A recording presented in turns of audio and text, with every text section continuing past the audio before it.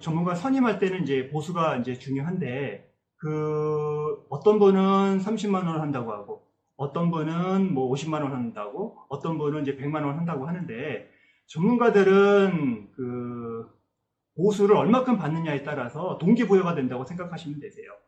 이제 예를 들면 어떤 분은 뭐 30만 원 받는다고 하면은 그분은 그 정도밖에 일을 안 한다고 하세요. 뭐 말로는 내가 최선을 다해서 해보겠답니다 하지만은 실질적으로 이제 사람인지라 그 정도 보수를 받으면은 그분은 딱 그 정도 일하십니다. 그래서 사건이라는 게 뭔가 신중하게 검토를 하고 의뢰인이 주시는 거를 조금 면밀하게 검토를 해서 유리한 내용이라든가 주장이라든가 어떤 법리 부분이라든가 이런 거를 좀 더 잘 연구를 해서 이길 수 있는 방안을 연구를 하고 해야 되는데, 만약에 보수가 굉장히 낮은 분들은 딱 그만큼만, 그러니까 더 깊이 연구도 안 하고 그냥 있는 자료에다가 몇 가지 내용을 추려가지고 뭐 1시간 만에 작업할 수 있는 정도로 해서 내버린다든가 보내드는. 근데 의뢰인들은 사실상 거기에 적혀 있고 뭐 전문가들이 많은 내용을 뭐 법리도 붙이고 판례도 놓고 해서 막 쓰면은 아, 그분이 열심히 했구나 하는데, 사실상 그 여러 가지 사건 전반적인 어떤 내용이라든가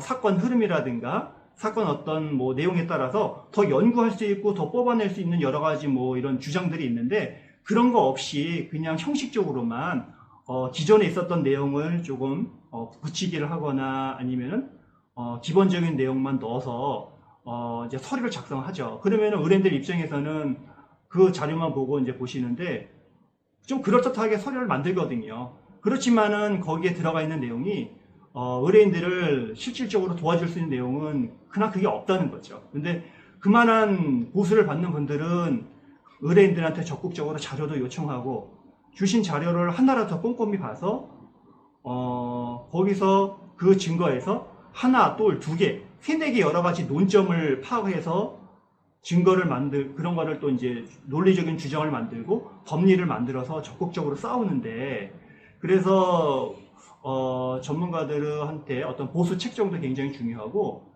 이게 동기부여를 할 수 있는 어떤 큰 부분이기 때문에 단순하게 보수가 싼 것만 찾는 것은 좋지는 않다.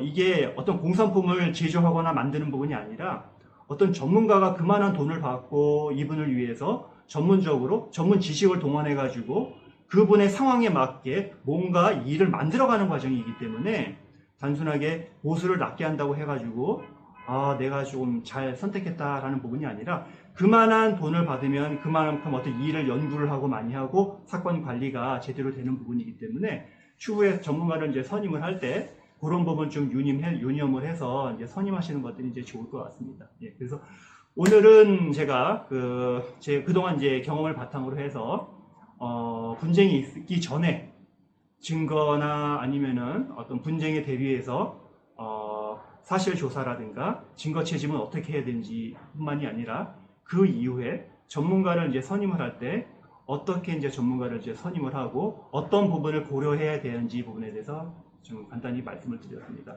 예. 오늘은 여기까지 하고요. 앞으로도 좋은 정보로 해서 찾아뵙도록 하고요. 마지막으로 좋아요, 구독 꼭 부탁드리겠습니다. 예, 감사합니다.